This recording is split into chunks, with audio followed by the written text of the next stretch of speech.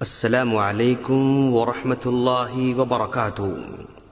سامعین، عام طور پر ہمارے معاشرے میں لوگ گھروں میں جنوں کے اثرات سے پریشان رہتے ہیں۔ کبھی گھر میں آواز آتی ہے، کبھی برتنوں کے گرنے کی آواز آتی ہے، کبھی کسی کے چلنے کی پرچھائی نظر آتی ہے، اور کبھی گھر میں کسی خاص آدمی کے ساتھ کچھ پریشانیوں کے معاملات پیش آتے ہیں، اور اکثر گھر میں رہنے والے پریشان رہتے ہیں۔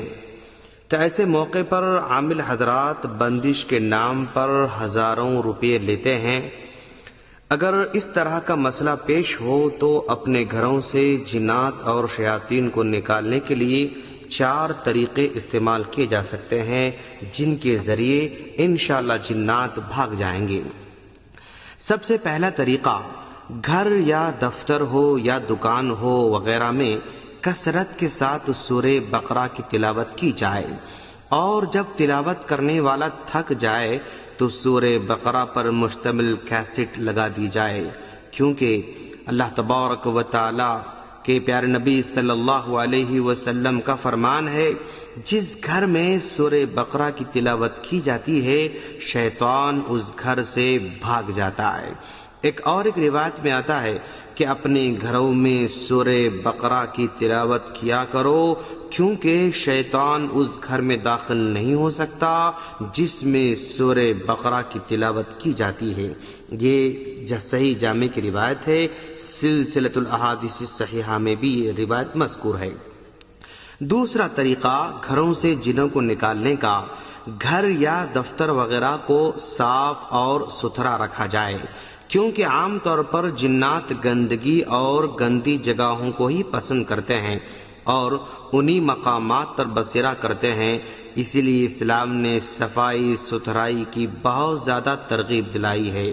قرآن کریم میں نبی کریم صلی اللہ علیہ وسلم کو مخاطب کر کے ساری امت کو یہ حکم دیا گیا، وَثِيَابَكَ فَطَهِّرْ، اپنے کپڑوں کو پاک اور صاف رکھو، اور یہ بھی فرمایا وَاللَّهُ يُحِبُّ الْمُتَطَهِّرِينَ، بے شک اللہ تعالیٰ طہارت حاصل کرنے والوں سے محبت کرتا ہے۔ حتیٰ کہ ایک روایت میں تو طہارت کو آدھا ایمان کہا گیا ہے۔ چنانچہ اللہ کے رسول صلی اللہ علیہ وسلم کا فرمان ہے، الطہور شطر الایمان، طہارت آدھا ایمان ہے۔ یہ مسلم کی روایت ہے۔ تو گھروں کو صاف ستھرا رکھنے سے بھی جنات چلے جاتے ہیں۔ تیسرا طریقہ، گھر یا دفتر وغیرہ کو خوشبودار رکھا جائے، کیونکہ پاک روحیں خوشبو کو پسند کرتی ہیں اور خبیث روحیں یعنی جنات اور شیاطین اسے ناپسند کرتی ہیں۔ جیسا کہ امام ابن قیم رحمۃ اللہ علیہ نے فرمایا کہ خوشبو کی ایک خصوصیت یہ بھی ہے کہ فرشتے اسے پسند کرتے ہیں اور شیطان اسے نفرت کرتے ہیں، کیونکہ شیطان کی پسندیدہ چیز وہ ہے جو سخت بدبودار ہوتی ہے۔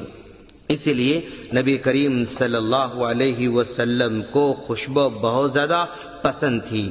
تو اس طرح اگر گھر کو ہمیشہ خوشبودار رکھنے کی وجہ سے شیطان بھاگ جاتے ہیں اور آپ کا مکان شیطان سے خالی ہو جاتا ہے۔